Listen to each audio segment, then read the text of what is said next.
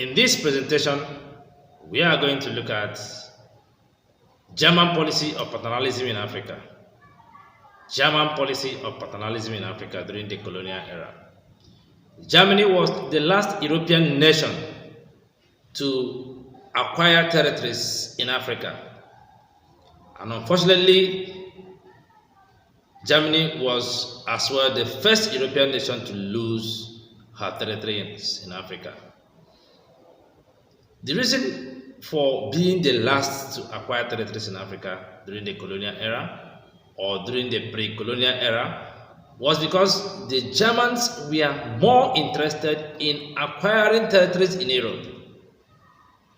They focused their energy, they focused their interest on getting more territories in Europe more than acquiring territories in Africa. Well, the government policy of focusing in Europe and the desire of German businessmen or German merchants tend to conflict with each other.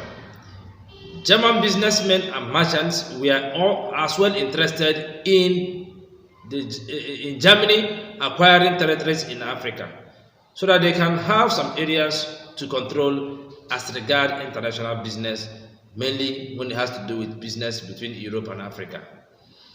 So they started pressuring the government in Germany in order to force them to turn their policies. These pressures from German businessmen made the government in Germany to change their policy or to change their rationale. During the reign of Chancellor Bismarck, he made move to get territories in Africa. That to the point that during the Berlin Conference of 1884-1885, Germany were able to, or the Germans were able to establish the fact that some African territories were to be given to them.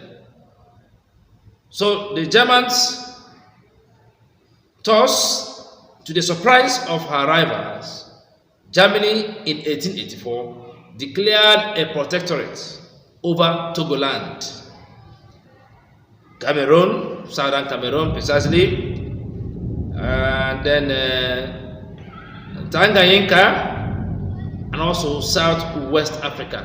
Tanganyika is part of the present-day Tanzania.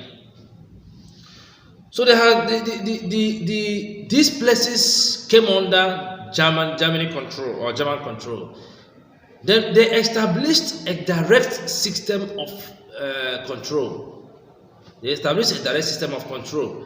In this direct system of control, they saw themselves as a more superior race or more superior force, trying to civilize a less superior force or a less superior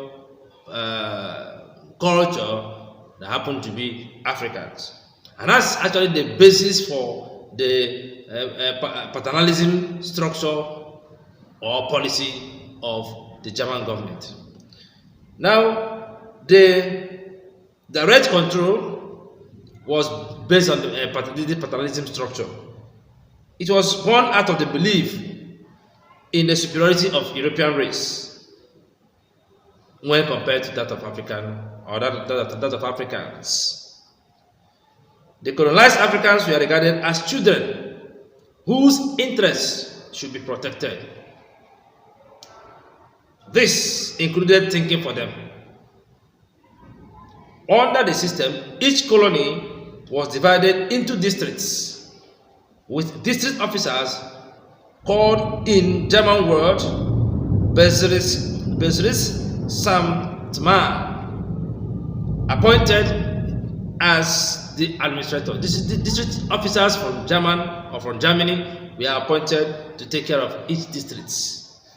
Well, in a district where there were no German citizens to administer, the German government or the colonial government of Germany made use of district heads, which were Africans. they appointed chiefs. These chiefs were given the duty of collecting taxes, supervising public works, which in most cases were forced labor, or the method that was used was forced labor method. Since these leaders or these chiefs were a kind of stranger to this district, actually what they did was to appoint chiefs and sent them to territories or districts that they were not from. Since they were not from that district, most of them started collecting more taxes and remitting very little to the German or the colonial German government or the colonial government under the German authority. Well, this made most of them to be ruthless, and at the same time made most of them to enrich themselves with this tax system or the taxation system. Some of these chiefs also acquired land illegally from the people. Well, some of the lands were also acquired for the German colonial German government. Well, a large number of Germans were as well encouraged to settle in Africa, especially in the Tanganyika and Cameroon region. The government acquired large tracts of the best farmlands for them.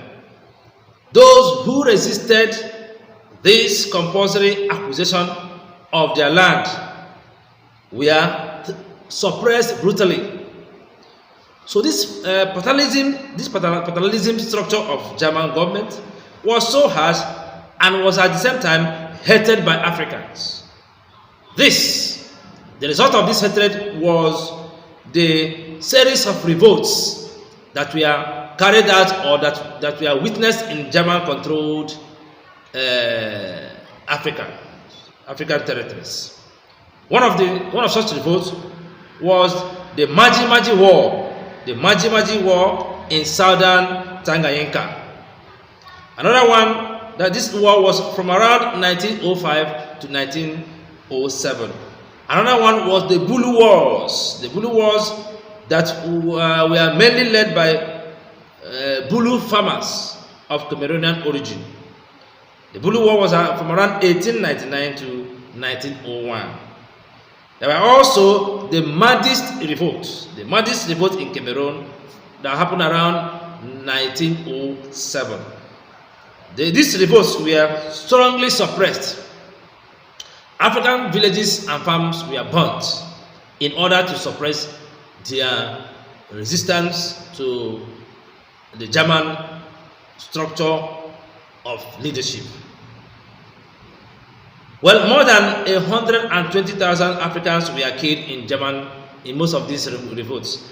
Many of them actually were killed by hunger, in the sense that their farms, means of livelihood were destroyed, and famine set in, which resulted in the death of some Africans.